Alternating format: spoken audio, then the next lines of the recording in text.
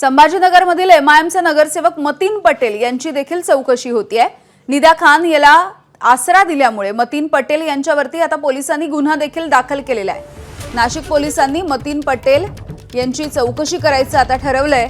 मतीन पटेल अद्याप त्यांच्यावरती अटकेची कारवाई करण्यात आलेली नाहीये, मात्र चौकशी सुरू आहे।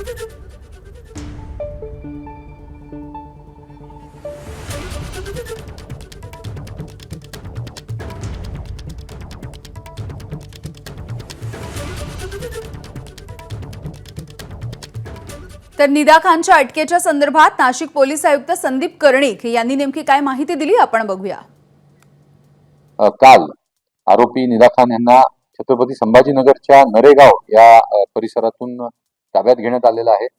तसेच नरेगाव परिसरातील स्थानिक नगरसेवक मतीन मजीद पटेल यांनी त्यांना आश्रय दिल्याचे निष्पन्न झालेलं आहे व त्यांना या गुन्ह्यामध्ये आरोपी करण्यात आलेला आहे। मी छत्रपती संभाजीनगर यांचे पोलीस आयुक्त प्रवीणजी पवार यांनी दिलेल्या सहकार्याबद्दल त्यांचे आभार मानतो।